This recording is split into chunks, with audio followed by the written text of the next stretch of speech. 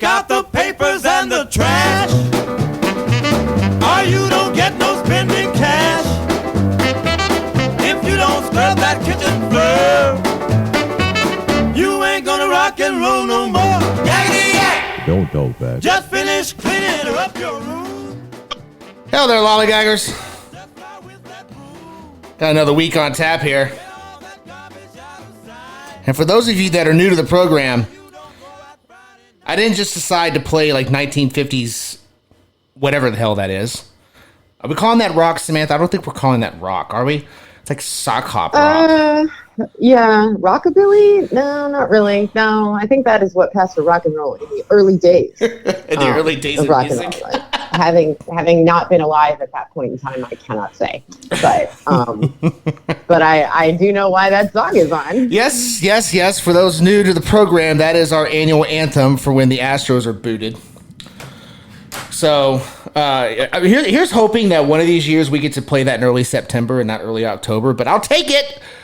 Irby, they get swept out by the Detroit Tigers, who were 10 games out, it seems like a month ago. I mean, that's what, hey, hot team, got the job done, do what you were supposed to do. Made it a little interesting there in game one. But hey, whatever, it doesn't matter. It doesn't have to be pretty. That's the beauty of October baseball. It doesn't have to be pretty. You just need to do what all of us need. And I use the word need. Like there's want, especially in this room, but it's a need. It's a need. And Houston fans don't even realize that either. They need this too. Samantha, I think my favorite part about all this, it was a bullpen implosion. Because what did we hear all offseason right after they signed Hader? It was, it's the best bullpen in baseball. Astros are unbeatable. They're going to go back to the World Series and win it, and nobody's going to stop. Well, about that. The bullpen was a problem throughout the year, and it's kind of fitting that it was Mr. Hader that blew it in the 8th inning yesterday. So. Oh, you mean the guy who made more money this year than the entire roster of the team that beat him? Yeah. Because that's hilarious. Hilarious. Equally as funny is that weird, the Astros had a special drink just for him for the playoffs. Oh. I got two games out of it. That's why they had to charge $40 for it, because limited run, right? Also, that thing looked disgusting. I can't with the blue drinks. And then why would you? Oh my gosh. Yeah. I would pay somebody $40 to not drink that. Am I the only one that thought it looked like really like over chlorinated pool water? Am I the only one that thought that? Because that's what I saw. That's what all those blue drinks look like. That's why I can't drink that, because it's like it's like when you swallow too much pool water. Oh, we are not drinking from the hose here, guys. Ooh. All right, cool. Here's your cup of Windex. That'll be $40. Windex. That's what it looks like. That's it. It's Windex. Which I'm sure I drank as a kid at some point on a dare. But still alive. Yeah, but that's because it was called something cool like Blue Crush or Tsunami or something. Like it wasn't Haterade. No, I mean I literally probably drank Windex on a dare. Oh. I missed that. No, I don't think I ever did. I could be wrong, but I don't think I did. Or we used to pour like the household cleaning products into a thing and then be like, I will give you $5 if you take a sip of that. And everybody does it. And none of us are dead. It's a miracle. I don't know.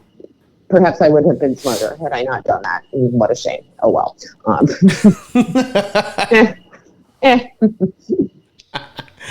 All right. Well, as much as I would love to spend the entire show bashing the Astros, which I think we will end up doing somewhat, but we have other stuff to talk about. So you want to kick us off, Samantha? What do we have?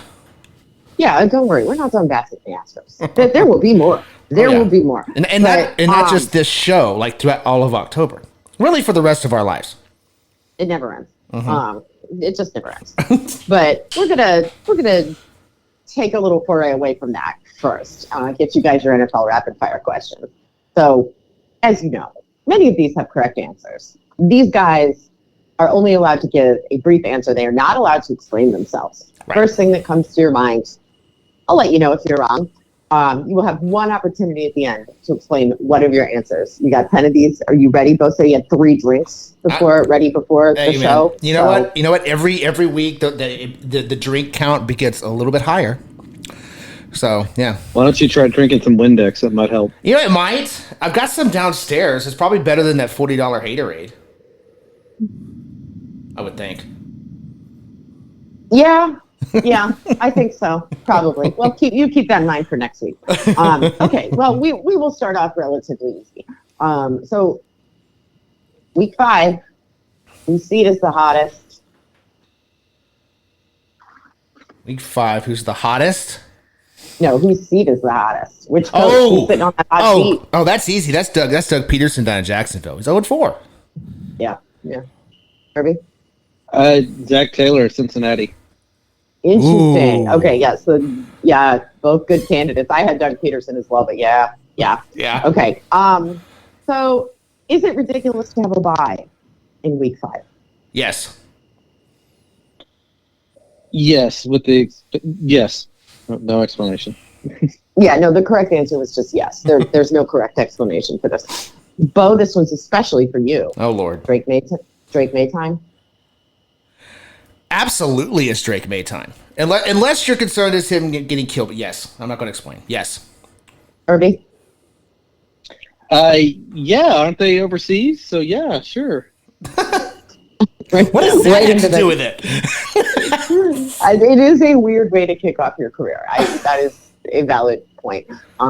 Playing football in the land of soccer, sure. Okay. I think it's time. Okay, where is Devontae Adams going to end up? Jets. Saints. Oh, you want to put him back with his boyfriend? Yeah. Okay. Saints. Probably the 2 best possibilities at this point. Anyway. Yeah. Okay. Is football team for real? Yes. Absolutely. Yeah, I think so too. All right. Which quarterback has surprised you in a good way? Not Dayton Daniels. That doesn't count. Give me a better answer. That's the best one. That's why you're not allowed to say it. It's too obvious. You gotta work a little on this. All right, fine. Derek Carr. Okay. Irby? Justin Fields. Ooh. Yeah. Interesting. Okay, but both acceptable answers. Yeah, I'm just gonna go Derek Carr as well. All right. Which quarterback has surprised you in a bad way? Okay, I'm going to be straight up honest here. Pat Mahomes. Interesting. We may ask you to explain that later. That's fine. Okay. Irby? Frosty Tips. Joe Burrow. He does look like he is straight out of 1999, doesn't he? Incredible is he Sugar truly. Ray? Or a Backstreet Boy. It's really something. Really interesting stuff, and perhaps that is part of the problem. Possibly more on this later. Okay. Who in the NFL would you bring as a good luck charm to an MLB playoff game?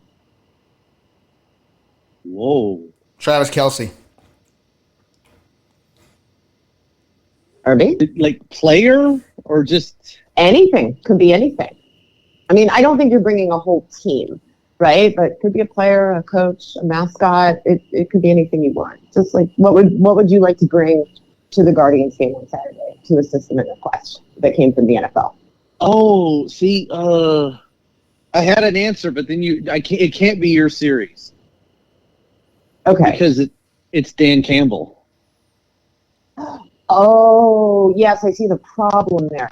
Okay, well, we'll table that response then for the following series. How about that? Yeah. It becomes relevant again no matter what, the following series. Okay, yeah, Dan Campbell, sure. I was going to bring Blue, the greatest mascot in the NFL.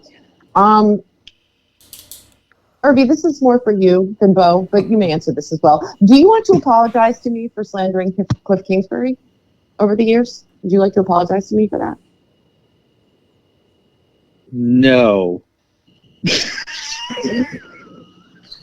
Bo, mute his mic. He's shunned again. He's been shunned again. I wish I could. Good. I was not ready for that. But clearly, you can tell by the tone of his voice, Samantha, like he was committed to that answer. Oh yeah, yeah. No, it wasn't. Should I apologize? It's, I don't want to. I don't right. want to. It's very much. I don't wanna. No, and you can't make me. Fresh out of the ashram. He's coming for you. All right. Last one. Tell me the worst NFL jersey you own. Oh God. It could be a jersey too. It could be a jersey or jersey, but you do have to have paid for it. Like just stuff they were handing out at the gate doesn't count. You have to have paid for it.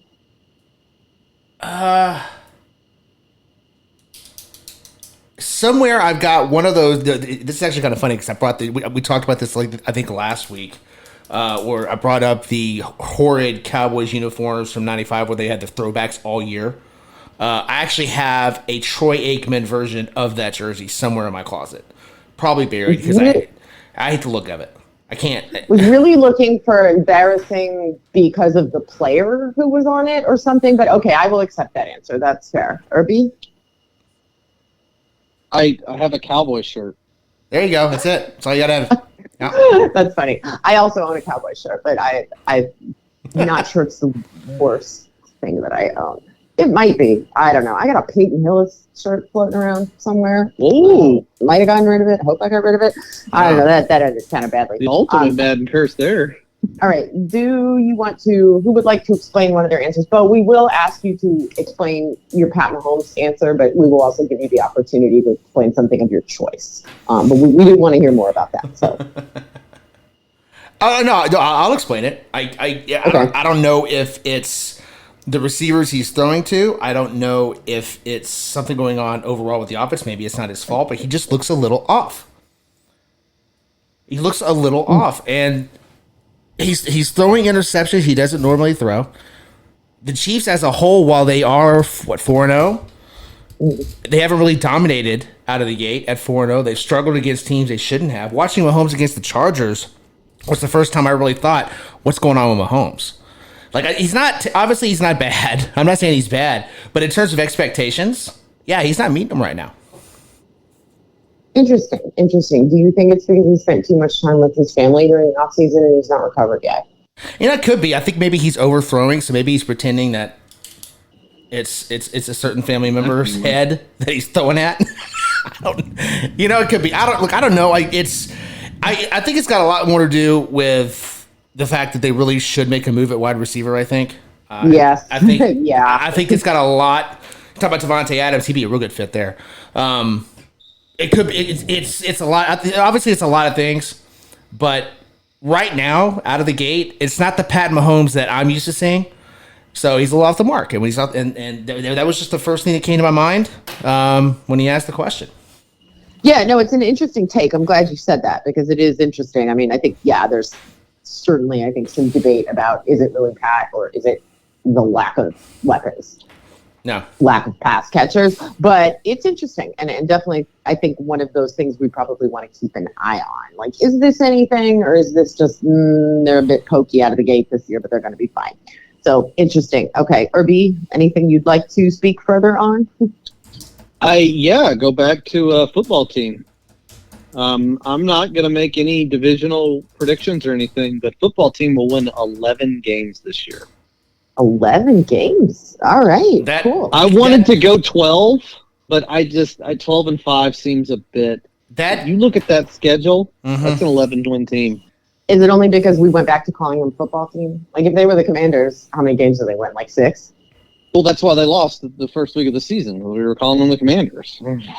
You're right. Okay, you're right. We are absolutely completely in control of all of this, obviously. So, I don't know. Susser Dan Snyder. Who can say? All right.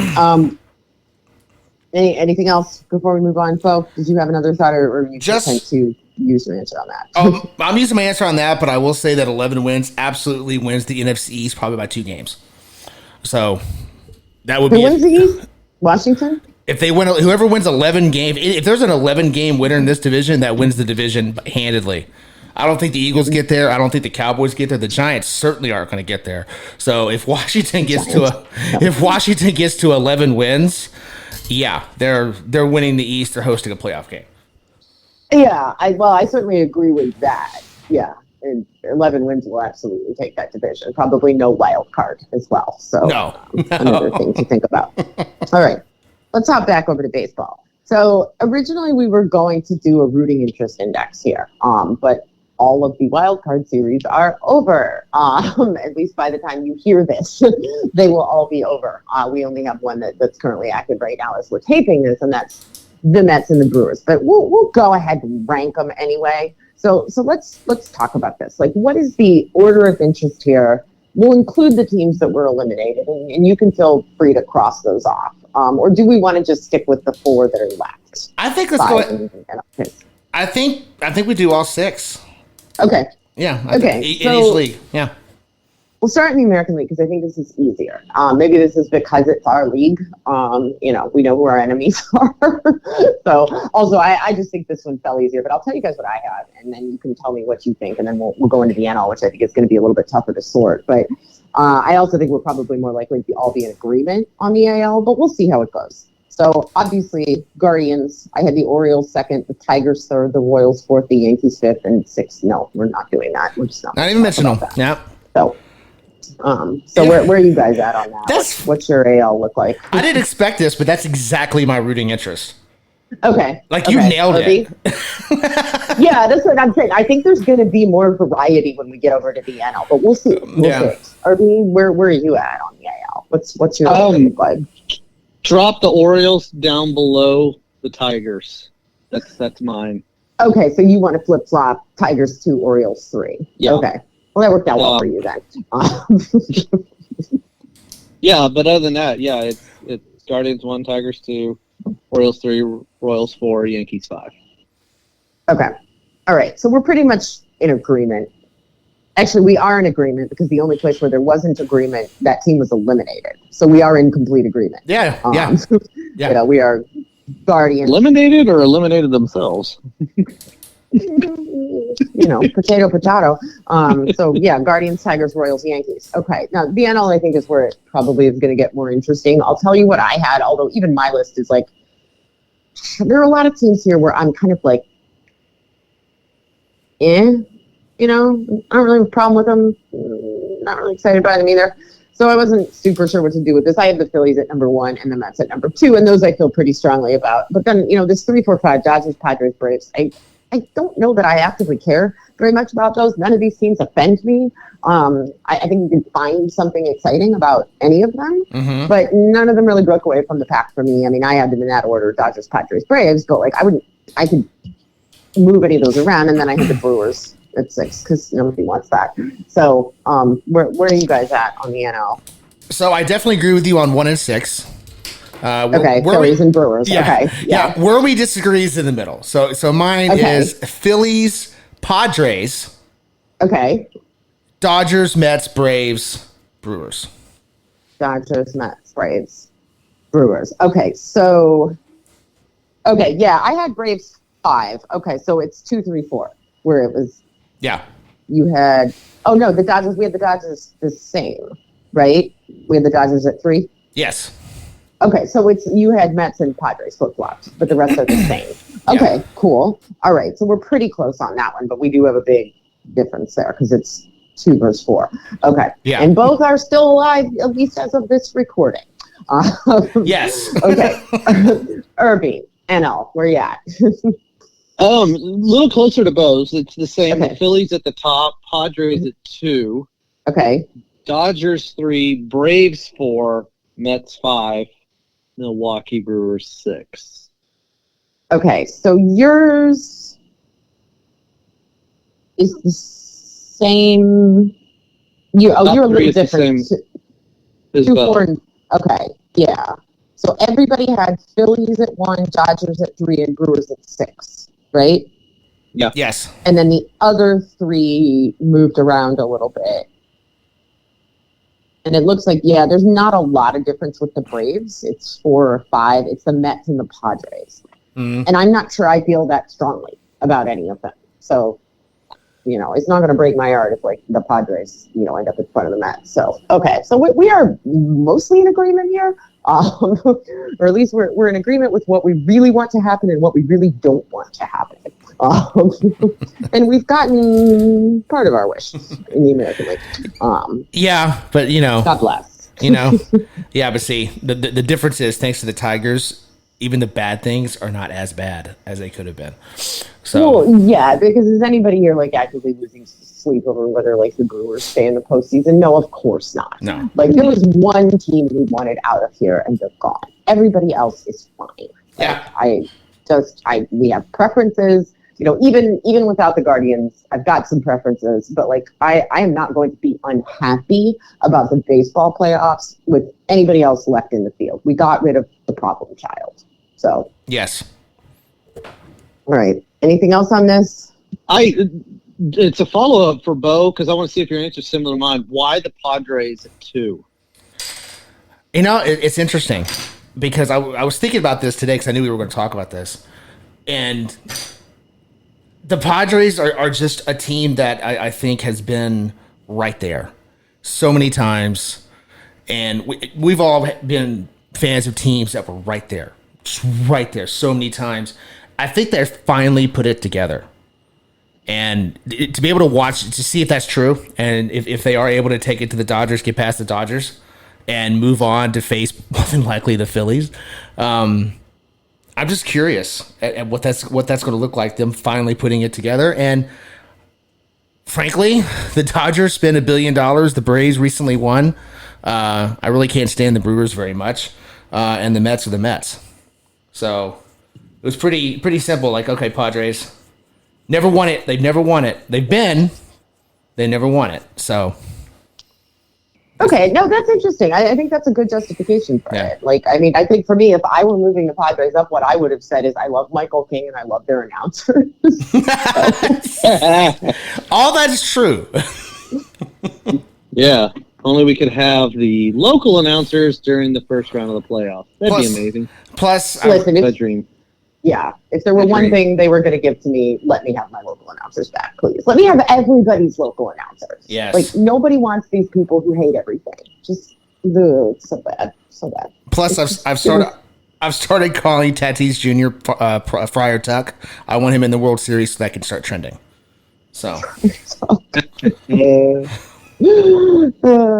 good. Well, no, that's good. I agree with you on the Padres too. It's one it's been there. I got no problems with any of the players on there.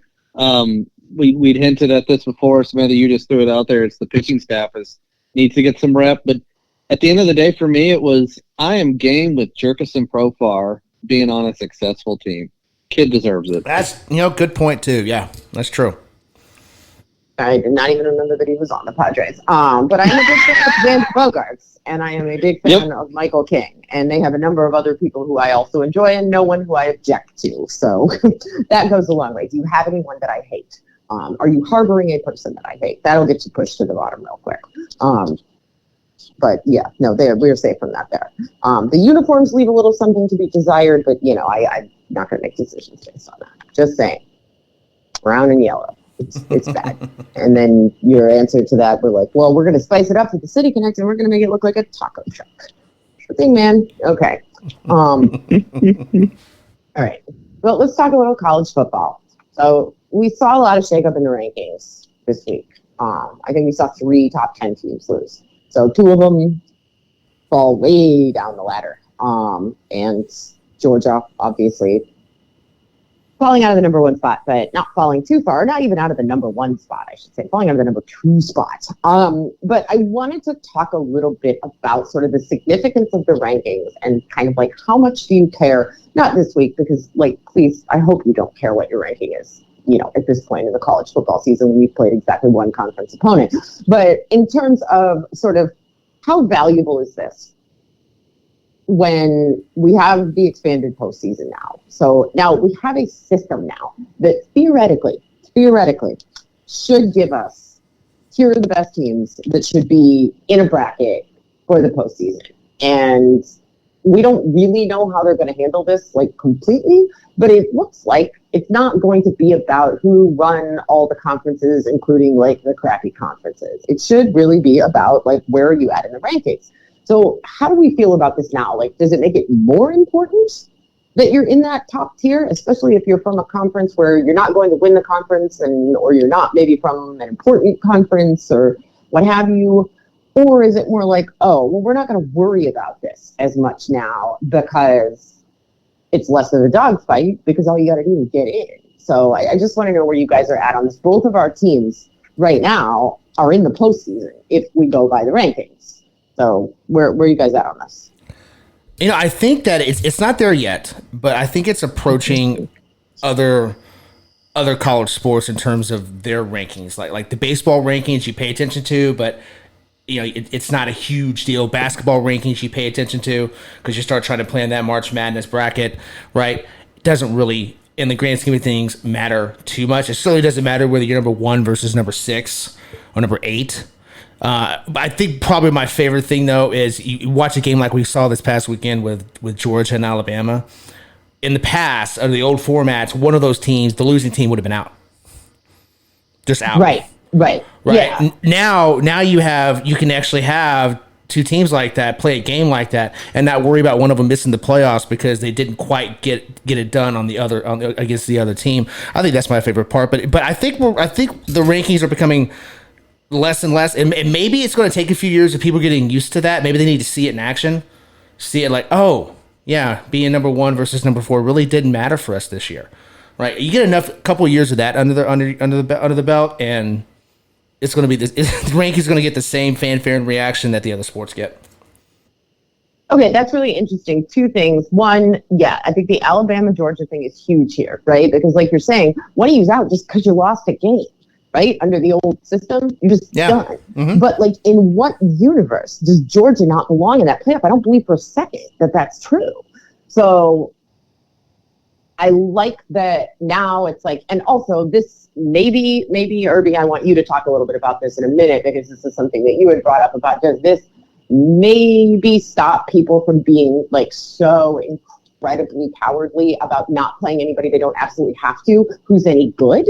Because now you're not necessarily going to be booted just because you lost one game, or even worse, because you won one game by a hair's breadth against a better opponent. We'll see better regular season football. So that's one thing for sure. And also, I think it's interesting what you said about the other college sports, because what you're saying is that, so we're going to start looking at these rankings for an entirely different reason, because now we're looking at them to prepare for what we should expect to see in the postseason, rather than fretting about whether we're going to be able to get in at all. It now becomes something that informs your own predictions, rather than being like a fear-based thing where it's like, oh man, we got to keep moving up or we're going to get booted. Yeah. Okay. Yeah. That's really interesting. I hadn't thought about that aspect of it, but yeah, that's true. That's a good point. Irby, thoughts? This is it kind of to Bo's point first, is it is going to take us a year, maybe 2, to really understand how this plays out. But it does make it so much easier that we can sit and enjoy an Alabama-Georgia game, knowing that, okay, one team is going to win. Thankfully, the game got close again and got a little crazy there at the end. But no matter what happens here, you're not eliminated. Because it all the years that we had, we only had one team ever have 2 losses that make it into the playoff system. So you literally lose this game, and now it's like you are on your last life. No matter what happens the entire season, you are on your last life. So you got to get it done here. Throughout the rest of the season, no more hiccups or anything, or it's over. Even conference championship game, it's over if you don't take care of it. Now, Georgia, sure, yeah, that's a stinging loss. It sucks and everything, but if you can earn yourself back into that SEC championship game and win it, you're right there and you got your bye. But even then, it doesn't matter, because we're expanding, and as we expand, and I know the conversation will happen of the 13th team that didn't get in and blah, blah, blah, blah, blah. It's like, yeah, well, I would much rather have the conversation about the 13th team that didn't get in as opposed to the 3rd or the 5th, because I'm sitting here looking at 5 and it's Georgia right now, and you can absolutely make the conversation that they should be in there. And it goes back to last year, although it proved itself to be true that Florida State did not deserve to be there. They're still proving that to be true, but it was the conversation. Like we would not have had to have had that conversation. Florida State would have played in a game they would have lost to a lesser, quote unquote, lesser team, and it gets decided on the field. Nobody gets yelled at or anything. It's like, hey, the game was there. Well, it's because our quarterback was hurt. We know. We all agree. But you lost to Liberty because you don't have the rest of you only had one piece. So, yeah, it fixes it there and everything. So it will take time. I think we will continue to see this this non-conference, what we were alluding to, Samantha, where like we've seen this year where Texas took on Michigan. Week 2, you take on the defending national champs.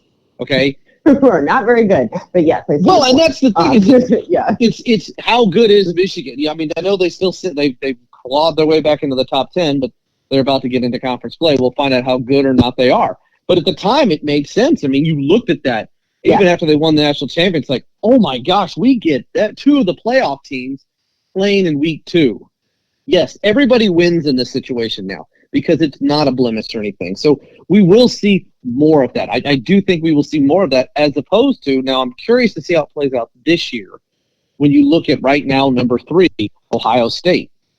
Their non-conference schedule, Akron, Western Michigan, Marshall. Yeah. Okay, so yeah, you're 4-0. That's great. You haven't played anyone yet. So that's what will be interesting to see is, will that begin to penalize you? If you're one of the 4 byes, you win your conference, no big deal, you're one of the 4 byes. But in those other 8 spots, I think we will start to see teams like that get penalized for you haven't played anybody. Now, they're not going to completely get rid of it. You're going to have all these power teams are going to have their pay $1 million+ to go beat up on somebody to give themselves basically a scrimmage and a run through and get your offense and your defense, everyone feeling confident and all that stuff. That's what they do. It's the whole reason for it. It's why they pay them to do that. Like, we're paying you to beat you up because we want to get ourselves ready for when it comes to the games that matter. And that's what we're going to continue to see. But you will start seeing that inclusion of those 1 extra game. Instead of having 3, beat them up schools, it's going to be, no, we got to take on somebody who's legit. And that right there is just, thank you so much. All of us win in this situation. Yeah, and I think that's in some ways, aside from just the fact that like the entire playoff system with 4 teams in is a disaster, but that's got to be the best argument for this, right? Is the idea that it will make regular season play better for everybody because it will force people to take on more challenges because somebody's going to be willing to do it, and then you will have to do so also to keep up. Also, yeah, I think that the idea, especially coming down to this Alabama Georgia thing, it's like, okay, so what happens if one person wins the regular season matchup and the other one wins the conference title game? That used to be a problem. Now I think it's not.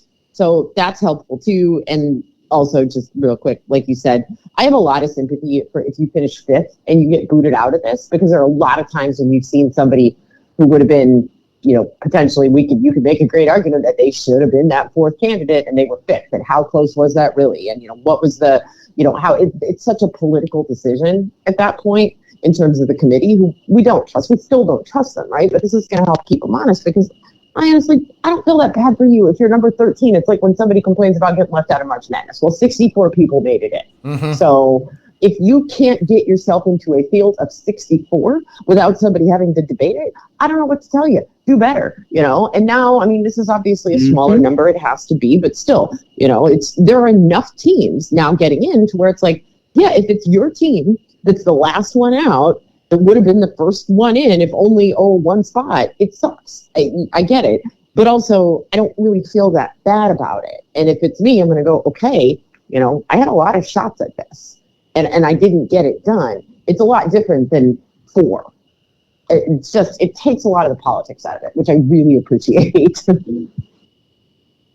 Oh yeah, I love explaining that and talking about that too, especially some of my boys and a bunch of our youth and kids as well. Of it was painful. The BCS years were absolutely painful with those guys walking around, going to games in their gold jackets like they've done something, and it's like, why are they at this? Well, they're here to see the 2 teams. You can tell on TV if the team's good or not. But we had to have this stuff, and then they suddenly disappear into this meeting and they decide, yep, it's these 2 teams. No. This is so much better of let the product play out. And what's funny is last year, Florida State, had they been there, they would have played SMU. You would have put them as 5. They would have played SMU. Well, we saw last weekend what happened when they played SMU. It didn't go great, but no feelings hurt, none of that. It's here we go, and the 100% on that. Like, no, win the games in front of you. You've got to win. You can't lose more than 2. Sure, that's going to continue. We're not going to see. It's going to happen that we will eventually see a 3-loss team get in here. But if it's a 3-loss Alabama, who they're like, oh my gosh, they've got 3 losses. Who they lost to Ohio State, Georgia, and Texas. Oh, okay, so it's like legit 3 losses, like something like that, where it's like, okay, sure, give them the 11th spot, and you got to play your way through this. But and we're just I mean, aren't we wiping out the whole problem of like, well, what happens if one of you is like, look what happened with Penn State and Ohio State a couple of years ago. It's a political decision at that point. That no longer exists. That does not exist anymore. Yep. And I don't care if there's a political decision made between 2 3-loss teams at numbers 12 and 13. And it's like, well, that one seems like the best. You know what? At that point, it's just like, and I will stand by that even if it is my team that ends up there. Like, too bad, do better. But when you're talking about 4 to 5, like that's a pretty tight margin. And I don't, like you said, a bunch of bozos in gold. Do you trust the NCAA to make decisions? Like, we want a system where they don't make decisions because they're not good at it. So. Right. It's like asking if you want Rob Manfred to make decisions. No. It's just. I don't. I mean, if the people running it don't run it well, then make it run itself. And that has been the biggest problem with college football for our entire lives. Yeah. This is probably the way out of it. I'm sure they will find a way to fuck it up. So, it's just. Can you imagine Rob Manfred putting together a committee to pick playoff teams? Could you imagine? It's just like, well, we're putting the Yankees in twice. Both sides. They're going to be in the AL and the NL. Yeah. Well, that's not how this works. Yeah, they might play each other in the World Series. That'll be fun. Everybody will love that. No. Nobody will love that. Somehow a AAA team makes it in there. Yeah. Probably. Yeah, and a coalition of 26 golfers. Like, oh, do they know? Oh, really? Oh, wrong sport? Really? Oh, yeah. We're going to invite the Mexican League champion over here. Yeah. What? Please, yeah, we're trying to grow the game. Okay. Yeah. Okay. Yeah. You going to invite the Japanese team? No, that would be crazy. Oh, that would be too far. Got it, Rob. That would be too far. Yeah. All right, Samantha, anything else on this before we get over to Irby? No. All right, Irby, go ahead. What are you starting off with tonight? Well, the first one I'll do is my attempt, and I say this because I know that like a relief pitcher named Josh Hader trying to pitch more than 1 inning, it's just not going to pan out. But I'm going to make an attempt to defend my quote unquote wrong answer from last week. Okay, so he's referring to the NFL Rapid Fire from a week ago, the all-time NFL Rapid Fire, where we asked the all-time one, Marino versus Montana. And he gave us the wrong answer. So he's going to now attempt to convince us. Yes. Let's see how it goes. And me, the 49er fan, which I do have to put that out, I will have to say that I am incredibly biased, and it's not personal, Dan. But Joe, it's to his credit, shine brightest when it truly mattered. Joe Montana played in 4 Super Bowls, won 4 Super Bowls in the 80s. He did not turn the ball over in that time period. All these other GOAT conversations, I hear this and that, but they're blemishes. They have blemishes. They make mistakes. Montana didn't do that. So that's my first one there, too. You can also say, yes, I know if we want to go career numbers and everything, Dan Marino, obviously, more passing yards, more passing touchdowns. Sure, absolutely. Amazing numbers and everything. He also played 50 more games than Montana. But look at, again, the mistakes. Dan Marino, 252 career interceptions. Joe Montana only had 139. There's some guys in the league right now, I think, throw 139 a year. Obviously not, but still. Montana just did not turn the ball over and everything. And even take it to that next level of there. The pick sixes, the ones that now the kids are loving this one. The pick six is big. Marino threw 28 pick sixes in his career. Joe Montana threw only 6. Love that number, incredible number and everything. And so the last thing I'll say and all that, because I short and sweet and everything, because I am a 49er fan, but look, Marino was an amazing career. First ballot Hall of Famer, incredible quarterback, but he had one chance to beat Joe. And you know what happened? He didn't do it. Joe Montana beat him in the Super Bowl. All right, Samantha, you want to lead off? I gotta go find some. I gotta go. Another drink. Where to begin? I gotta go find some Advil. I'll be right back. Okay. All right. So let's begin with the pick six thing. You understand that's a luck stat. Yes, right? it is. So you want to tell us that Montana's better because he's luckier? I can't believe, I'm so mad at myself that I had a conversation with you earlier today about something that had nothing to do with this, where we discussed creating luck, and I know you're going to throw that back at me now. So I'm ready for it. But okay, so you're going to tell me, I'm going to say this, and then he's going to say, but Montana created more luck. And what can I say to that, Billy Zane? Real man makes his own luck. So that's a problem. I will say the Super Bowl thing, Irby, I expected better of you. That is the most tired and just boilerplate Marino Montana argument. But he won 4 Super Bowls. And it's are you not paying attention to the fact that there's an entire team that had to participate in Thank that? you. So, I'm not buying that one. There's always flip them, take them and flip them. Put Montana on the Dolphins and put Marino on the 49ers. This is my best argument for the whole thing. Did the Dolphins have any more Super Bowl rings than they did if they have Montana? No. Does Marino have more Super Bowl rings if he's on the 49ers? Oh, hell yeah. So that is my best argument for, at the very least, Montana's not better. And I'm sorry, just watch them. Just watch them play. Thank you. Eye test, man. It's the eye test. There just isn't anybody who could do it the way that Marino did it. And he has a lot of stats to back it up. Not just counting stats, guy who pointed out that he played more games. Not just counting stats. So,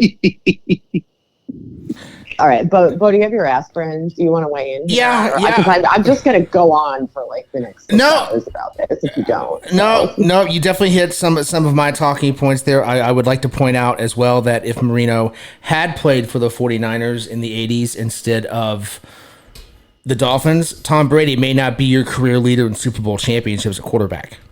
And the 49ers probably would be leading all of NFL with Super Bowl championships. But that's neither here nor there. I did want to seize on, because you said this a couple of times there, Irby, about being a 49ers fan and a homer. I'm not buying that one either. I'm not buying that one, because I'm going to tell you something. Samantha just did the Flip'em game. People have asked me for decades now. God, that makes me feel old. But decades now, Sanders or Smith. And I say Barry Sanders every single time. Because it's pretty clear you give Barry Sanders Emmitt Smith's line, Barry Sanders is your all-time rushing champion, not Emmitt Smith. So I'm not buying the homer argument, because you can be a homer, you can support your team, and still recognize when one player is better than the other. So that's all I had to add on to what Samantha said. Yeah, no, I think that's fair. Yeah, you were not asked which one you liked better. You were asked which one is better where. So I can't take those glasses off. I love that over the years and everything, all my tricks of statistics and everything, you guys have listened, and now I can't use them on y'all. That's right. Fantastic. I was ready for awesome. that. Well done. Well done for every single one. Even as I'm writing, it was I know how they're going to argue that. I know how they're going to argue that. This would be the most boring courtroom scene ever. We wouldn't even need a judge. We would just, I'm going to say this, then they're going to respond with this, then I'm going to say this, they're going to respond with this. Okay, cool. All right, 20 years. Not guilty. What? That's simple. It's fantastic. There's a 24-year-old right now listening to this and screaming, "Who cares? Mahomes is better than both of them." So there's no doubt. No doubt. No doubt. I need that person. I need that 24-year-old fan to tweet at me. Go ahead. We'll see how that goes for you. Please don't. I'm just oh my gosh. Twitter. Oh, Twitter. Oof. It's rough out there. Yeah. All right. All right. Well, that was a unsuccessful attempt. I'm not going to change my answer, but I will admit it was an unsuccessful attempt. I will live with the wrong answer, and I'm happy with that. You could and the pick six, I just wanted to say that, like, Montana only threw 6 of those. Like, look at you. You could Yes, you could just sit there in your wrongness and be wrong and admit it. But okay, that's fine. I could apologize for Cliff Kingsbury. These things could happen. They're not going to. Could happen. All right. Well, let's get into stuff that we all love and everything. We talked a little bit earlier about the wild card round as it's been playing out. So let's do the ones that are interesting, and then we'll have fun at the last one. I know that as we're recording, the Mets and the Brewers are in their game 3, and they're having a fantastic pitcher's duel of no scoring and everything. So it'll be real curious to see how this plays out and who gets to go on to Philadelphia, who it sounds like the three of us all believe the Phillies will be, I guess, to be cheering for. We'll find out a little later if where y'all are at and everything. But stay over there on the NL side. The Padres and the Braves, the series where the Padres took the games 4-0 and 5-4. Sorry, 4-0 and 5-4 in a series that I think it's why I had the Braves high and everything. I like this Braves team. That it's just too much to overcome. The injuries, the timing of these injuries, and just what that team went through. It's just like great effort, standing ovation, applaud, good job for getting where you got. But in a dogfight like this, in a marathon run like this, it was just not going to be enough. And the Padres has had too much. And I feel like that series was never in doubt. And let me ask you this, and Samantha, I'd like to get your response here as well. If Chris Sale pitches, is this a different series? Maybe. No, I don't think so. I mean, maybe it goes through games, but I don't think it changes the outcome. No, Irby? Well, it's mainly he could have pitched game 2, right? Yeah. Yeah. Or even then, because he pitched on Monday. No, he didn't pitch. No, the thing is he could have pitched game 1. He could have pitched any of these if his back was cooperating or whatever it is that they were doing there. I don't know. And then there's the thing. Nebulous. If he's pitching game 1, it doesn't matter. Padres won that game 1-0 then. Like, they were not. Yeah. Yeah. Padres were winning game 1. And that's what's tough about it is it's like, and there's the team thing. It's like, it's nothing against the Braves. Y'all are a good team this year. But only one team stands in the end, and you were not better than the Padres. It's actually, you think about it, it's actually pretty remarkable because you brought up all the injuries, just this influx, this massive set of injuries. It's actually remarkable they made it as far as they did. Most teams, you get that many injuries, you just buckle. Well, you could blame Ken Kendrick for that because apparently he paid money on someone he didn't need, right? Yeah. Good job. Point fingers out there in Arizona. So, no comment. All right, well then, flipping over, so let's jump over the American League. Kansas City and Baltimore. Royals win, same thing. So we could have 1-0 and 2-1. Would have been absolutely hilarious if they'd have won the games 1-0 and 1-0. And we get a Royals team who not only win a playoff series, but also their first winning season since their 2015 championship run. And an Orioles team who hasn't even won a playoff since 2014, let alone this team. And I'm going to ask you of the worries. Look, the Royals first, and you can answer this if you want to. Very big concerns for them in the next series. Look, the pitching is going to be great because of how weird it is that it's set up. They're going to be able to have Waka starting, but they can go Waka, Reagans, Lugo, Waka, Reagans in the 5 games. So that bodes well for them. But, man, that offense, like Aaron Judge is going to outscore y'all the way you're playing right now. So they've got concerns there, issues there. But the bigger one for me is Baltimore. 2 years of, wow, this is amazing. Look at this youth. Look what they're building. Look what they're doing. Look where they're going. Moving forward, blah, blah, blah, blah, blah. And in the 2 seasons of the postseason, last year, game 2, they scored 2 runs in the bottom of the first. The Rangers then went to score 5 in the top of the second. That half inning was the only time they have led the last 2 years in the postseason in the 5 games they played. That's a problem. I think Samantha, I think we talked about this new ownership group, and we were wondering what they would do at the deadline, and they did some good things, made some trades, and even the preseason. I think this offseason is critical. What are you going to do, right? Because you've had 2 outstanding regular seasons in a row and 2 flops in October, and you can't use the excuse of, oh well, we sat for 5 days, which is a nonsense excuse to begin with, but they can't use it this time. So I think this is where that new ownership group has to show themselves. And if they don't, it's going to be the same old stuff in Baltimore, I guess, for the next ownership group. I don't know. Yeah, I agree. I'm going to answers. I agree. I think at some point it can't just be about we're willing to spend more money. You also have to spend that money competently. And there's going to be a lot of shakeup there in Baltimore this offseason. Anthony Santander was, pretty coy when asked about, what he was going to do. Corbin Bird is definitely going to at least hit the market, if nothing else. I'm not saying he can't resign in Baltimore. I'm saying he will hit the open market. So there's potentially a lot of shakeup there that's probably not helpful. But we're not seeing the steps forward. This is 2 years in a row, and I can make like a Mariners joke or a Twins joke or whatever. And it's like, I don't know that we have enough evidence to suggest that we're putting you in that category, but it's pretty bad. It's bad. It's like, and the Royals, I'm not going to say much about that because I think at the end of this, we're going to want to take a quick spin around and sort of give our best projections, for the divisional round, because that will be starting in a couple of days. So we'll want to do that at the end of this. So I'm gonna hold out on the Royals until I do that. All right, good. So then let's have some fun and celebrate one more time. The Tigers head down to Houston, who have now lost 7 straight home games. The Rangers have won 4 games in their ballpark more recently than they've won a game in their ballpark. Just wanted to throw that out there.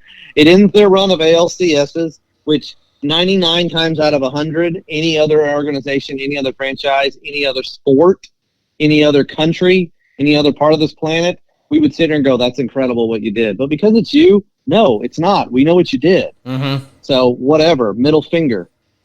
Tigers, great job. First playoff since their run from 2011 to 2014. That was fun to watch. Until the 9th inning of game 1, where they just tried to 3-0 lead, we got this. And geez, and then the 8th inning yesterday. Andy Ibanez, who had that? About to kill him though when he goes up to the plate, he's swinging like he's hitting a grand slam. Like, dude, do you know who you are? Just make contact, bro. Just flick it over the infield. Like, what are you doing? And then the triple. Awesome job, fantastic. Thank you for defeating evil. We talked about this. You opened it up well with it. Of this is good.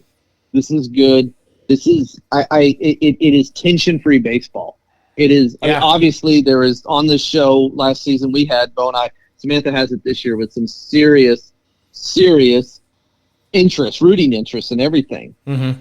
But outside of that, it's just enjoyable. We can sit here and watch games, enjoying what's happening in front of us, what's unfolding. That is the beauty of October baseball, is how it unfolds. It makes sense sometimes. You can see it from a mile away or anything. Sometimes it doesn't make sense.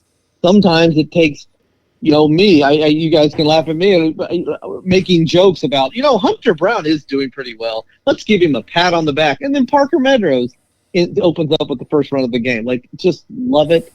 Love what October baseball brings. So thank you, Tigers. Mm-hmm. You can go ahead and leave, though. Yeah. yeah. Your job is now done.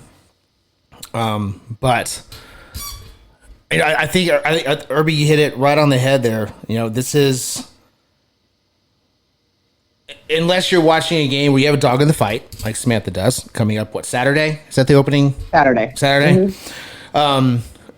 But even then, all the other games that you have to watch, Samantha, are enjoyable. Because for the first time in 7 years, there's not going to be an Astros cheating scumbag team in the ALCS. They're not even in the DS. So stress-free baseball outside of your games. Stress-free baseball for everyone who doesn't have a dog in this fight. I'm going to feel a little bit of that Guardian stress because, frankly, I want you to experience what I got to experience last year. So I'm going to be feeling a little stressed from the Guardians. But outside of that, it's going to be just sit back and watch. And, I'll be honest with you guys. Watching that doubleheader on Monday and then turning around and seeing what happened in the wild card, the first day of the wild card games on Tuesday, it's pretty clear what kind of postseason tenor we're going to have. And the fact that the Astros were still in it was a cloud over the playoffs for me, because I was like, oh, I really want to watch these playoffs, but I just can't stomach this, right? Well, now that they're gone, now I'm thinking back to that Monday and Tuesday that kicked off this wild October, thinking, yes, now I could just sit back and enjoy the best reality TV there is on television. And that's October baseball, and I can do it just out of enjoying the game and not rage rooting against somebody. It's just a game changer. So I can't thank the Tigers enough. I still want to beat you next year, but you have a honeymoon period with me for now, at least for now. To me, I think you guys have said everything that needed to be said, and we've all been dunking on this for like a day now. I will add, I'm kind of echoing what you said, Bo, and that I hate defensive rooting. It takes all the fun out of it. Yep. If the only thing I'm doing for most of the playoffs is sitting around trying to get rid of somebody, I want to root for someone, not against someone. I know there is a contingent of people that loves doing that. Mm-hmm. I hate it. I lose interest if there's no one to root for. If I'm like bored by the teams involved, I can barely pay attention. And I really hate defensive rooting. I don't want to root against somebody. It doesn't give me any pleasure to sit there and go, gosh, I hope I can get rid of this guy. It's just stressful. It ruins the joy of the sport. So now that they're gone, we don't have to do that anymore, right? Do we still rooting each other? Of course. But there's a big difference between I'd rather see this team win and all I care about is getting this team out. And that, to me, is the single biggest problem with what happened with the Astros and the way that Major League Baseball handled it is they created something that sucks the joy out of the game for people who take probably their primary joy in life comes from the game, So it's my entire family is deeply invested in baseball, not just in the Guardians, but in baseball as a sport. And it's been miserable doing this every year. So that being said, let's not give them, we're done with you. Go drink your Windex drink or whatever. So do you guys want to, should we take a spin around the table and just real quick give our projections for the divisional round? Just, pick your winner, pick your number of games. What do you think? Yeah, I think so. Oh, yeah. I think so. Okay. Where you want to start? Okay. Are we starting you want to start in the American League, or do you want me to just give all four? And then you give your four and he gives his four. I think we could quickly go through it, each one at a time. Sure. Okay. All right. Well, I'm going to go Guardians in 4. I'm also going to go Guardians in 4. Kirby? All right. Well, I'm gonna say Guardians in 3. I was gonna say a different number, but I don't want to throw anything mojo, so we'll say Guardians in 3. Guardians in 3. Okay. I don't really know what you're doing here. I don't either. We don't all need to have the same answer. That's not smart. Fair. Okay. That's fair. That's actually a good point. Yeah. All right. I'll take Yankees in 3. Yeah. Sorry, Royals. It's going to happen. It's definitely Yankees. I don't know. I think the Royals get 1. I'll give the Royals 1. Yankees in 4. Okay. I'm going to go Yankees in 5. I love the Royals starting rotation, but you got to score more than 3 runs in 18 innings. Yeah, there is that. So it'll be the Dodgers and the Padres, right? Yes. Okay, so I'm gonna go Padres in 5. Ooh, see, I don't want to do exactly what you're doing, but that's also what I had. Interesting, because I think this is the hardest series to call. It is. Yeah, but we're of the same opinion. The thing is, okay. I think everyone's in universal agreement that it's going to go 5. Yes. Right. Mm-hmm. It's who's going to win. And I don't know. I got that Padres team is just poised to knock off the Dodgers. I think they are. I agree. Kirby? Bo, it won't go 5. Padres in 4. Oh, ooh, wow! Major League Baseball will make sure to get Ohtani a win, and that's why I'm not saying 3. Padres in 4. Ooh. Wow. Okay. Interesting. Okay. And then we have Phillies versus, you know what? I don't care. Mets, Brewers makes no difference to me. Phillies in 3. Yeah. I think, yeah, Phillies in 3. I wanted to give either the Mets or the Brewers 1, but I can't. Yeah, Phillies in 3. Yeah, I think that one's going to be bloodbath. Phillies will dominate the series. I'm going to do it in 4. We've seen this team before. The Phillies always had that one clunker where you're like, the hell's wrong with y'all? Wake up. Get up. What are you doing? So they'll have their little clunker game, but they will take care of business in the others. All right. Well, there you have it. Now go place your bets.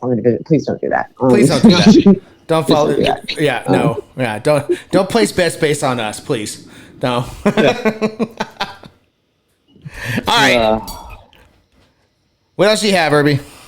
All right. Well, the last one, everything. This is kind of with the joy of the sport and everything. We're talking about that, the fun and cheering and the joy of sport. Growing up, whether it was at home, neighbor's house, schoolyard, recess, park, wherever it was, did you guys ever play? And I'm going to say baseball and football, but please expand to whatever sport you played. Like maybe you played street hockey or basketball or something, whatever it was. But it's baseball and football, the two I'm going to throw at you guys. Did y'all have any weird rules that were dimension-based or time-based, something like that, where it was completely out of your control as a minor? Like it wasn't, and the two that I have, the baseball one was my mom's parents, what we call Drummond Field. They lived on Drummond Drive.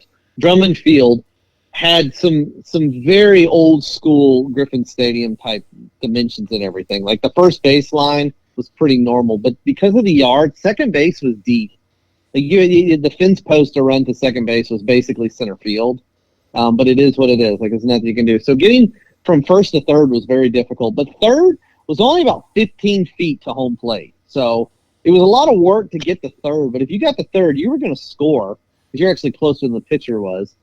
And it was just the dimensions we had. It's the field that we had. There's nothing we could do. So there's that one. The football one I have was one that I did in recess in elementary and middle school. And we played, instead of yardage or markers, we played 1st and 2. And the 2 was 2 completions. So you have 4 plays to get 2 completions done. And the joy of it is that as a bunch of young kids, we always said the pass had to be at least 5 yards. Anything less than 5 yards. Well, you can imagine how that went with a bunch of 6th graders trying to decide what 5 yards was. It's like our plus minus on 5 yards was probably 4 yards. I'm like, yeah, that was 5 yards. Like, no, you threw that like 3 feet, bro. Like that was not 5 yards down the field. But those were the 2 that we had that were just, it was, it's what we had to do. And I'm just curious if y'all have any fun baseball, football, or any sport, weird dimensions or rules that you had to abide by. So I can think of a couple. What I always found interesting, we had, every football Sunday we had touch football at the house, and we had all this acreage. So we actually put a pretty good sized field out there that was measured off with commercial hose. That was the sidelines in the end zone. I think my favorite thing about those games is it was touch football. You weren't allowed to tackle, but if I wanted to grab the shirt of a guy doing a slant rant and throw him on the ground, I could do that too. So I don't know. That was always kind of weird to me, but sure. The other one. So I've said this on the show before that I used to field ground. My dad would hit me grounders on gravel. Maybe really good at those bad hops. But I also had a basketball goal next to that gravel road, and it was a very simple rule that I got used to dribbling on the gravel somehow. But anytime someone came over and they wanted to play basketball, the rule was even if you lose it on the gravel, it goes out of bounds. It's my ball. I just had to sit there and wait. I didn't have to play defense at all. I just had to wait. Sure enough, boom, ball goes off a rock, out of bounds, my ball, dribble, score. So those are mine. Nice. I like those. I like the football dimensions too of measuring it out in acreage. Yeah. Yeah. Big, huge touch football field. And I was nasty in the middle. Nobody came across the middle on me because I just grabbed their shirt and throw them on the ground. What? Yeah, touch illegal contact is legal. Illegal contact is legal. Yeah, I like that. No, totally fine. After 5 yards, you can't do it. But inside 5 yards, you can do whatever the hell you want. That's right. Love that. Love that. Samantha, you got any good ones? Yeah, I mean, we had some odd basketball rules as well because we had a herding dog that really liked to be involved in the game. He would just stand under the hoop and let the ball hit her and then herd it out into the yard. So, that That's was awesome. A That's better than the gravel. Penalty on the defending team if that were to happen. The football, I feel like I can't. I know I've talked before on the show about my dad sending us over to the window and telling us to yell, "Hi, Mom, we number one," into the kitchen window while our moms were in there cooking. But yeah, I can't even get into the football rules. It was mostly just a touch football game that was like no one was observing the rules. It was just a bunch of people actively trying to kill each other because it was like the one situation where you were actively allowed to do that. Nobody could really say anything because, football. But the baseball, you asked about dimensions. This is where it kind of got weird. The property that I grew up on was very strange. It had, the house was kind of in the back, but it also had, it was almost like a double lot in a way. And we had we called it a summer house, but technically it's like a guest cottage on the property, which meant that the driveway kind of split the yard, and it's got the guest cottage on one side and the house on the other, which meant, of course, that the yard was split into basically 4 pieces, front yard, backyard, with the cottage and the actual house. So what you had to do was essentially use the cottage as a backstop. And, my mom loved that. We lost some windows that way. So that maybe wasn't great. But it did mean that when going from first to second, you had to run through a gate because there was this little weird gate there that did not need to be there, but led to this cutesy little path that led up to the cottage. Which was, of course, directly in the baseline on the first base side. So you had to run through a gate going from first to second. And I think we just stopped noticing it after a while. It was just part of the game, but it really weirded people out, like the first time they came over. Like, well, you can't do that. And you're like, we measured off 90 feet. What do you want me to do? We're trying to be accurate here. You'll go through the gate if you want to go to first base. That is fantastic. Awesome. Is the gate part of the play? Yes, the gate is in play. Yep. So, Gate is in play. That was my grandmother's front yard. We had a light pole, like one of those little lamp posts and everything. It's like, yep, if you run into that tough, it's like a referee, and if the ball hits it, you catch it off the lamp post. That is awesome. Okay, listen, so you were considering obstacles in play as well. Okay, yeah. So it's in play. Yeah, we're Tampa Bay raising it here. The catwalks are in play. Okay. Yep. And then to the football one you had too. I'm curious. So we had similar football games with family, just playing, and never kept score. Like I vividly remember that we did for dinner, and people like, who won? We don't know. Like we've been out there for an hour and a half. Like we're not keeping score. We're just playing. Score your ball. Score your ball. Boom, boom, boom.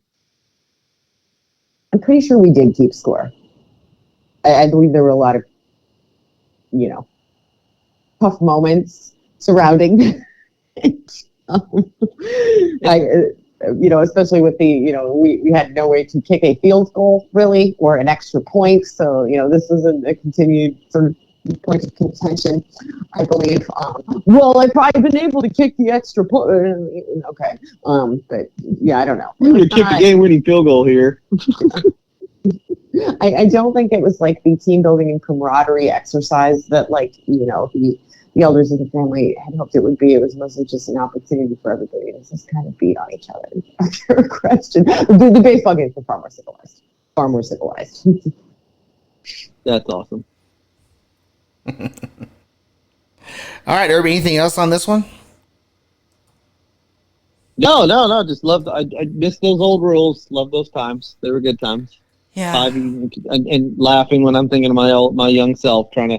That was 5 yards. That was definitely not 5 yards. You threw a screen pass. I used to do that in home run derby. I'd be pitching, and the guy would hit one right on the line. Like, no, that's not out. Yeah. It's not out. Dude, it went farther than your last one you said was out. I'm like, yeah, well, I don't think it was out. I know the dimensions. I forgot about the like subjective home run derby when you either don't have a fence or you're too little to actually fence it on the field you're playing on. So there's like this arbitrary like, well, 25 feet into the outfield is a home run. Yeah, you're gonna measure that from the pitcher's mound. Okay. Did y'all have like too far of a home run? Because we had that in that Drummond Field. You could hit it over the fence, but if it crossed the alley into the neighbor's backyard and it hit their house, that's an out. Because you're hitting it too far. We're not going to break someone else's house. No, I never had that problem. I didn't say that I did it more than once, maybe even. Yeah, I don't think any of us could hit it that far, except maybe my dad. And I don't think we had another house close enough to us to do that. I was a slap hitter. I was not a power hitter. Yeah, me too. Yeah, my game was in the gaps for doubles and triples. That was my game. Yeah. I don't think I actually have a career home run now I think about it. I only inside the Parkers. Yeah, like all of my home runs were cheap inside the park home runs where either you were taking advantage of bad fielding or you just hit it on the ground down the line and like there was just nobody who could get to it. You know, like I don't think I've ever put a ball out like ever under any circumstances. Certainly never put one over an actual fence on an actual baseball field. Not a power hitter. All right. Okay. Well, keeping up with kind of the same line of questioning, I'm going to start off with this one. And Samantha, this is really for you because you've got the Guardians in the playoffs here. Any playoff superstitions, things that are different than the regular season? I'll give you a couple of examples. Like mine, if I've got swag from a division championship or what have you, I don't wear it in the playoffs. I don't wear past season accomplishments in the playoffs. It is straight game gear only in the playoffs. And I also have to be very careful of where I eat the night before game one because a deep run, I'm eating that a lot. So that's a couple of mine. But what about you? What do you have? Like what is different superstition wise in October than it is in the regular season? I think you just for me, it's mostly about like ramping up the intensity, you know, like it's like first of all, you have a zero tolerance policy for like problematic clothing items. Like, yeah. I don't care if it's just like one little bracelet. Like if that thing gives up 4 runs in an inning, that thing is gone. You have to throw it away. You have to burn it. I don't care how much you like it. It's not like a regular season game where you're like, well, maybe I could bury it for a week and cleanse it, you know, or, I'll just put this shirt in the wash and try it again. No, you have to throw that thing away. It's gone. It needs to leave your life. It can't even be in the house. Mm-hmm. Like, so you get way stricter about stuff like that. And then, you know, some of it is just like, you will do things for an entire game that you would do only during a very important matchup in a very contentious inning or whatever. Like, okay, nobody's allowed to move, you know, like, I mean, obviously, you know, you do this while we all sit in the same seats and everything. I feel like we do that by accident, no matter what we're doing, even if there's not a game on, because we became so ingrained, you know, It's like we could be watching a movie, but because everybody has always been like, no, you have to sit in that seat because that's when, you know, the Guardians won when you were in that seat, then we could be doing something completely different the next night and we would still sit there, and it just kind of became assigned seats at some point. But when you get into the postseason, you get into some really rough stuff where it's like, listen, man, I don't know what you want. Unless you're dying, you can't move. If you're sitting, you're staying sitting. And if you're standing, you're staying standing. And that is where you will be unless we need to make a change. Like, it's really not up to you. So there's a fair amount of that kind of stuff going on too, where it just becomes like a magnified, way more intense version of like whatever you would do. I'm not traditionally a terribly superstitious person, but boy, I could get into it quick in like. You're just a little stitious. Just a little stitious, yeah. I mean, mostly what it is for me is a fear that I'm wrong, that superstitions don't work. Yeah. I don't want to lose a game because I thought I was too cool to, you know, turn the hat inside out or whatever. 100%. I just like, it's not worth the risk is the way I look at it. Like, I don't think this is real, but it could be, and I am not willing to chance it. So, like, if I need to go and turn all of my clothes inside out and, like, you know, stand on one leg for the next hour, then I guess that's just what I'm going to do because it's not worth it to be wrong. So, yeah, No, I absolutely get that 100%. You also just stumbled on something for me, Irby. I think the Ranger season is my fault because in Florida I sat on the right side of the couch, and I just realized in Texas I'm sitting on the left side of the couch. Oh, I think I may have to take some fault here for that. Hey, but I mean, it's the field I work. It's development. You're learning now. You understand. It's okay. So right side of the couch, and totally understand. Your wife will be on board. She'll understand. If she doesn't, we'll give her my number. We'll have a conversation. All right. I thought you were going to say give her divorce papers. Damn. Whoa! No. That escalated quickly. That's what I thought he was going to say. And I was like, okay, I mean, we know her. I'm pretty sure she'll just trade seats with you. It's really not necessary. Yeah. I mean, if you need to use that to get it done, use that term. But no. Oh, boy. All right, Irby, how about you? What are your postseason superstitions? Yeah, it's definitely the intensity. I love how you said that. It was the intensity definitely ramps up of doing specific things. I'm similar as you, bro. It's very generic colors or, use Rangers gear. Like nothing about division or post accomplishments, anything, not even player stuff. Like it's generic, just like spring training uniforms. They're not even shirts, things like that. It's very generic. It's Dr. Pepper or beer that I will go through, not both. It depends on, and it solely depends on how the game begins. Like if it's a good start to the game, I'll probably be drinking Dr. Pepper throughout it. If it's a bad start, we're giving up runs early. It's beer pretty early, and then it's tons of Oreos. I went through so many Oreos last year, and I'm not complaining one bit. I'm still working them off, but that's okay. That's okay. Flags fly forever. Flags fly forever. Weight comes off slowly. Flags fly forever. There you go. But I love too that the family got into it as well, and there was actually a playoff game last year in which the Rangers had a good start, and my wife was doing. She was on the phone with someone or whatever in the bedroom, and she came out when it was over and asked him what was going on. I'm like, oh, we got an early lead. And then we actually blew the lead. And not even saying a word, she got up on her own and walked into the bedroom. She's like, I'll stay in here. And the boys and I are like, nobody said anything. We're all just like, yeah, that's probably the best. Probably a good idea. And they won the game. So it's like, there you go. Way to do your part. So it is contagious. Or yeah, contagious is probably the best word there. Oh boy! All right. How about phobias, Samantha? Just off the cuff. Any phobias? Phobias? In October. Like how? Like do you?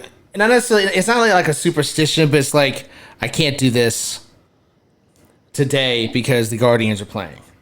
I don't know if I have anything like that.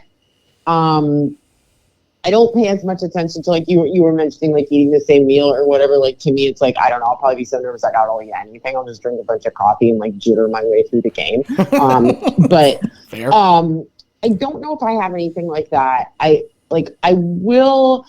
have some tendencies to get weird about stuff like, I'm not going to go on Twitter. Like, I'm not going to watch any of the pregame stuff. Like, I am going to sit down when this game starts. Like, I feel like it makes me more nervous and I get more, like, in my own head. So I get, like, freaked out by that kind of stuff. And the other thing I will not do, because I know a lot of people do this, and I will not do it, I will not watch old postseason games that we won on the same day we have a new postseason game. Oh, it's absolutely. Like, that is crazy behavior. Like, I cannot believe that people do this, and it is apparently quite common. To me, this is like psychotic. Like, no. That is asking for it right there. That's just daring. What I want. That's just daring the baseball god to say, "Oh, you think you're that key? Oh, okay. We're gonna jerk this word out from underneath you." My opinion, exactly. This is just unhinged psycho behavior. I cannot believe you're doing this. Like, this is a terrible idea. I would never do it. Never. I mean that really goes more for regular season too. Like I watched the end of Game 5 every day this offseason, like literally every day. And then once opening day came around, I haven't watched it since. Now I can because the season's over. But I think that's a regular season issue too, not just postseason like that. Why would you do that? That's just asking for trouble. Yeah, I think if you're going to rewatch stuff like during the postseason, you just never do this. Like, this is just insane, and you should never do it during the regular season. You watch it on an off day, or you're watching it for some other reason. Like, we rewatched the Josh Naylor game a lot, where he went psycho, because this is a family favorite, and my children like to reenact it. Nice. So we do watch this regularly, but we're watching it because we want to see Naylor go nuts, not because we're like, okay, this game means that, you know what I mean? And I would never watch that during the postseason, obviously. So, yeah, I mean, this is just crazy behavior. This is crazy. Oh, boy. All right, Irby, any thoughts here before we move on? The phobia that people are doing that now. Jeez. Yeah. That's just but the same on the games. Like, I'll watch them. I actually planned on watching some of the Rangers playoff games from last year to cope with all this, but since, the Wicked Witch is dead, it's all fun right now. So there's no need to watch them old. We'll watch that in November. There you go. It's live. There you go. Watch it on the anniversary. That's what I'll do. All right. So we talked a little bit, Samantha, about the college football playoff. I wanted to ask you guys this question because this didn't come up, and I wanted to talk to you guys about this because this has been bugging me specifically about Notre Dame, who has no business being anywhere near this playoff with their cupcake schedule. Why don't we have a rule for the college football playoff that to be eligible for the college football playoff, you have to actually be in a conference? Why isn't that one of the stipulations? Right, we're going to sit here and we're going to argue about, the 12 team versus number 13. Okay, that's fine. But while we're arguing that, there's a team that's not part of a conference probably going to be in there. Why are we doing that? This is just like, okay, we have a lot of conversations about like which conferences should be, which conferences are good enough that their winner should get an automatic bid, right? Like, that to me is like the valid debate. Like, there shouldn't even be a question. If you're not in a conference, you don't get to come. Like, you sign up for the same stuff that the rest of us do. Like, no, you don't get to do this. I don't know why this is even a debate. We can have a talk about how many at-large bids there are and how many of those should go to the winner of a lesser conference rather than, say, a third or fourth Big Ten team or SEC team. Like, okay, we can debate that. But I'm sorry, if you're not in a conference, you're not in any conference at all, like, you just refuse to pick one, then to me, what you have done is said, I'm not willing to play by the same rules as everybody else. So then why would you be eligible? It doesn't make any sense. Like, and I don't hate Notre Dame the way that some people on this podcast do, but I do agree that I think, you need to join the Big Ten or you're out. Like, you want to play like exhibition football the whole time? That's fine. You go ahead and do that, and you can make your money and sell your merch or whatever. But like, you don't get to come to the playoffs if you don't participate in the actual league for the rest of the season. That's the bottom line. I don't think it's hatred of Notre Dame. It's that the fact that they're always in this conversation when they have a cupcake schedule. Because he said he hated Notre Dame. I got plenty of hate to go around. Okay, well, you know what? I said corrected. Irby, go ahead. Part of me wants to tell him, you know what? Keep it up. Just do your BS because you can't get a bye. And I'm excited for the first time they're ranked one of the top 4, and then they don't get a bye. Like, wait, what? Why are we? Those are for the conference winners. Join a conference. Like, you're the highest you can get is 5. That is the highest Notre Dame can get is 5. They will not get a bye. So join up. It's bad. But I'm 100%. You need to be part of this. Like, and the direction it's going. We've talked about this, and it's ugly and it's crazy the way it's going. But as this continues and we move towards this 4 conferences that are taking control and everything, you have to join. You need to become part of one, because when you look at it, with each conference only getting 3 teams, you can do the math pretty quick with the one extra, the lower 5, outside the top 4 conferences, one conference winner getting in as well. Like, so 3 of these teams are getting 3 teams anyways. It's why the Big Ten and the SEC have already begun the conversation. It's like, no, we deserve to have at least 4, up to 4. Get in, and they're going to win that conversation. I love how the ACC said we'll take it to court. And I'm like, You only have 4 teams in the top 25, so shut your face. But Notre Dame, join up. But unfortunately, Louisville couldn't beat them this last week, and that would have eliminated them from this conversation. But it's not. So it looks like Notre Dame. Although I say that, it'll be fun when Army runs the ball 60 times on them and beats them. That's going to be fun. Remember that year when he was like offline for unknown reasons? I don't remember why, and he missed the college football playoff announcement, and we told him they gave Notre Dame all 4 spots. Yeah, I do remember that. It's the worst. Oh, Irby. I think you're gonna get your wish. I really don't think they're gonna make it. I don't either. They're It'd be even better is if they got Florida State. Like, as horrible as things are at Florida State, can you imagine them beating Notre Dame? Yes, I can. That right there should be, you're out of the playoffs for this year and next year, losing to those guys. 2-year ban. 2-year ban for losing to them. Because Notre Dame would have, even with all their quote-unquote prestige and pride, they'd even go, yeah, you're probably right. I know this is like losing to Auburn. Like, you're just out. I'm sorry. You've been eliminated. Yeah. For the foreseeable future. We'll have a hearing in 2 years. Oh, that's funny. All right, one more before we call it a week. I wanted to have some fun with some mascots and baseball playoff teams. So we're going to do this.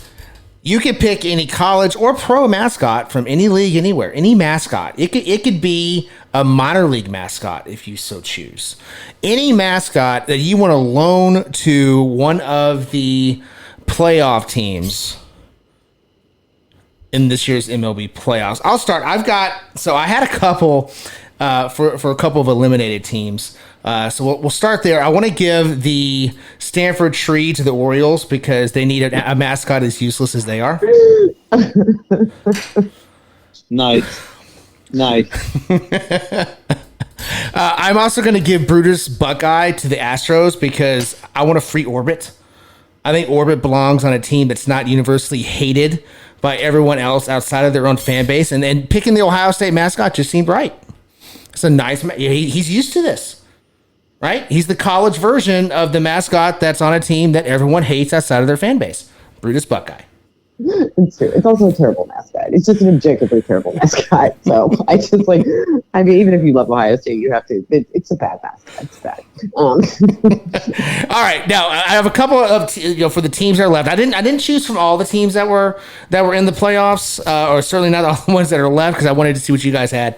But I've got a couple for you. This was for the Royals, Samantha. The Delta State Fighting Okra. Perfect for the Royals. Delta State Fighting Okra. It is a mean looking okra. I love it. Perfect for the Royals. What's a happy looking okra? That's a good question. Good question. I honestly don't know. But yeah, the fighting okra from Delta State. I'm giving that to the Royals. And just because it's perfect, the South Carolina Cocky the Gamecock goes to the Yankees.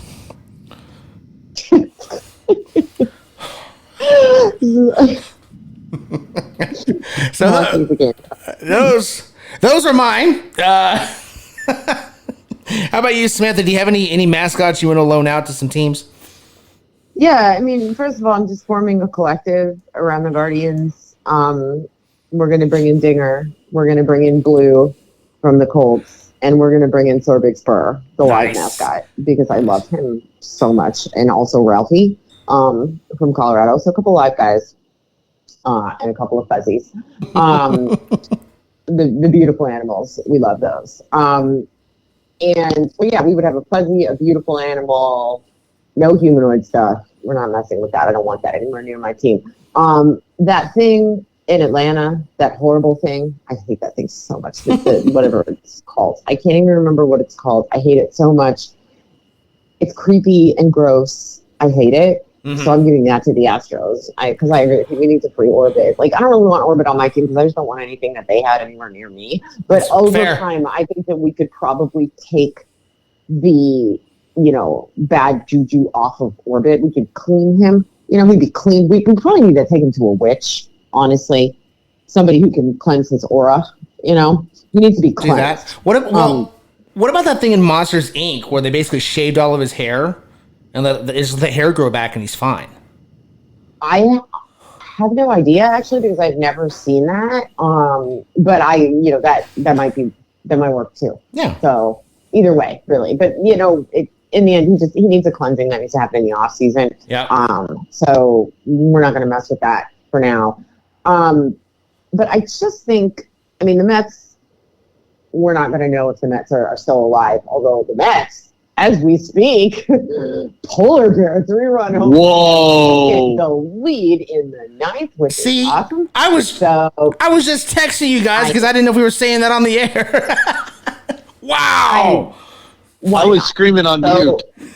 Holy crap! That place got quiet fast.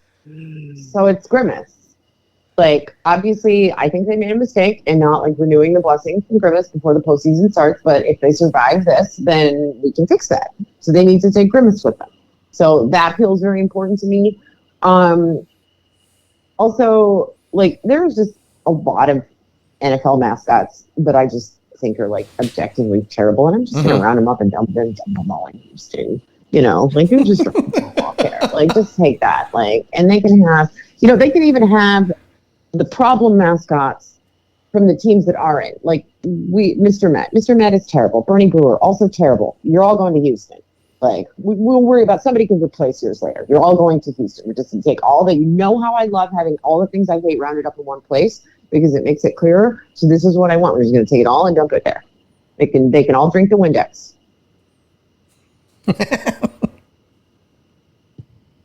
No joke. I almost sent Rowdy, the Cowboys mascot, to the Orioles because it's obvious. A solid regular season and choking in the playoffs, they're perfect for each other. But but the Stanford tree was more fun. The tree is funnier, but I agree. Yeah, that does not. Well, you could send both.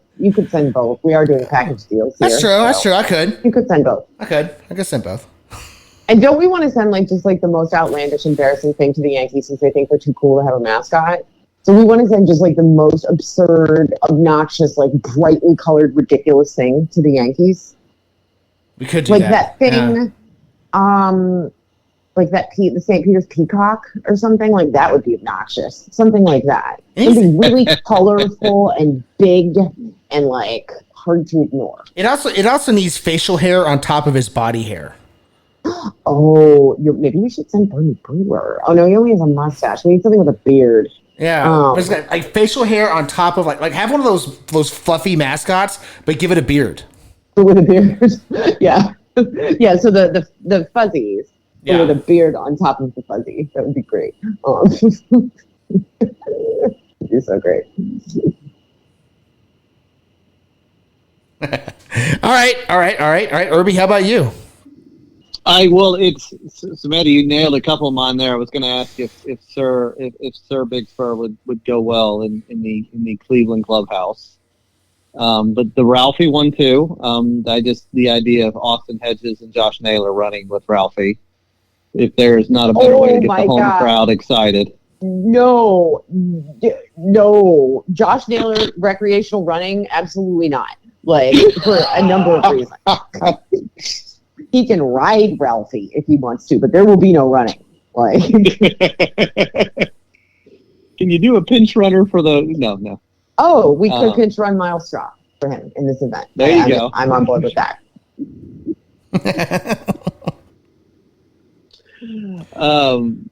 No, actually, that was about. You guys hit most of my list. I'm trying to rack my brain on some. But when you threw the colorful one out there, Bo, I know there's a high school in Texas that's the Unicorns. Maybe we can send a unicorn up to the Yankees. Oh, that's perfect.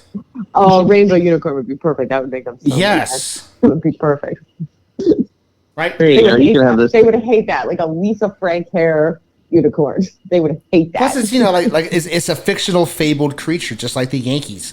Perfect. The myth is bigger than the. Yep. Yep.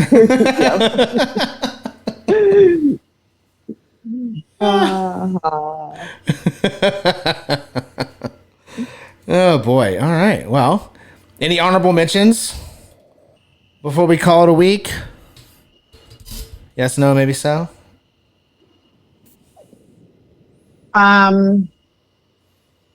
I can't think of any off the top of my head. I'm just trying to think of who's like still alive and needs something. Royals, Tigers, Dodgers, Padres. Could we give something to the Padres? The Fryer thing is just not. It's just no. Could we give them something good? Something good, you know? Yeah. Can we give them something good to help them out? Sure. What goes with their energy out there? Well, let's see. Sparty. Maybe. Demon Deacon. Bevo. The Demon Deacon, yeah. For sure. But isn't that just more of the same, though? Maybe they should have Bevo. Well, if you go Demon Deacon, then it's like an evil friar. Like they're turning into the dark Padres. It's Dark the dark Padres. side. Okay, dark Padres. I like that. Yeah. I like that. Maybe That's cool. They'll have to change uniform colors, make them darker again. That'll work. Everybody Yeah, wins. the Bevo's tough. Like the Bevo feels more like a Dodgers one, where he's just so because I love Bevo, but he just stands there. It's just a presence.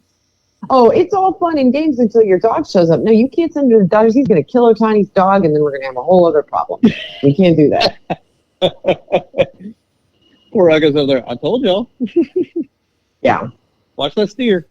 Listen, safety first. Bevo, largely predictable, but occasionally unpredictable in a situation. Rob Manfred would have a conviction. Oh boy! All right. Honorable mention for you, Bill. How about the Phillies giving them the schooner out there in Oklahoma? They would actually love a couple of horses and a bandwagon running around there. I like it. Out in the outfield. Yeah. And the fans would have no problem if that thing tipped over too. No. They give them the Philly chair. Absolutely. All right. Well, wherever you're listening to Lollygagging Sports, give us a like, subscribe to the show, help us out with that algorithm. Let's get some more lollygaggers in here to help us out with these mascot games. But that's it for this week. We're done. We're out of here. Until next week, watch the playoffs. The Astros are out, so it's actually good for you. In your neighborhood, who you gonna call?